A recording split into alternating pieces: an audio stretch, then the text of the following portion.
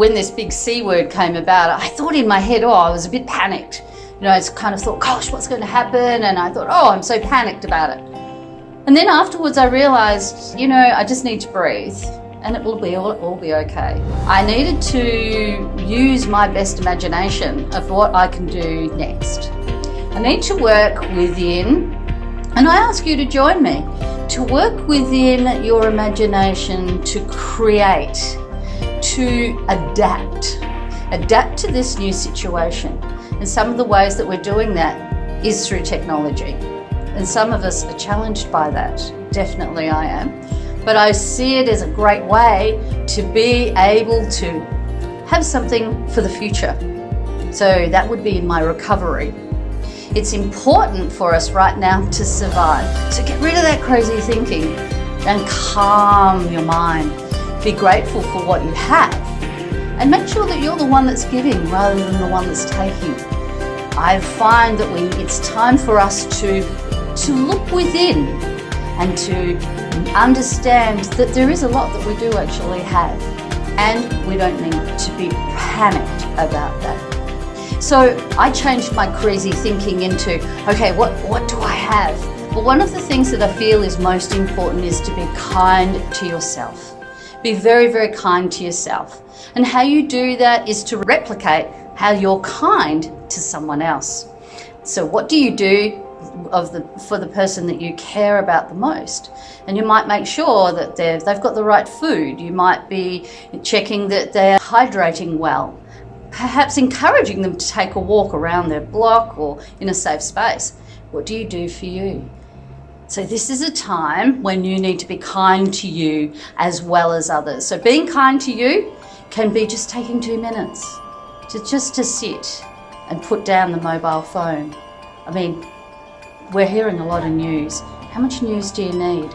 Because by the end of the day, it's not news. We've just repeated the same thing over and over again. So just take one bite of what you need for the day that updates you, that keeps you safe. When our Prime Minister is giving us a message, we're getting that right message, but we're not dwelling on it. And we're not adding up all of the statistics and the memes that are coming through social media. So that's also being kind to oneself. Being kind to yourself, not to get overwhelmed with all of the news or the messaging that's coming through. It's also a great time to connect, and you may need to connect more than you've connected before. And if you're a manager who's managing others that are working from home, this is a time where you really need to connect. Keep the same routine that you would normally, but you know what? You're actually going to do it better than you've done it before, because at 8 o'clock in the morning when they start work, you're going to send them a message. Good morning.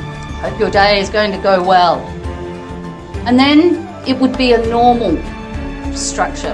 11 o'clock might be your one-on-one meeting. 1 o'clock, 2 o'clock maybe about a meeting with other people or certain deadlines that have to be met. Connect in, but close the day off as well. Make sure that you're closing the day at 5 o'clock. You're reminding your team member that it's time to stop work now, thank them for a great day's work, and move on. At the end of the week, it's also important to try and find a way of gathering via, there's apps of connecting as a group, and perhaps enjoying, in their safe space, a little bit of food and drink.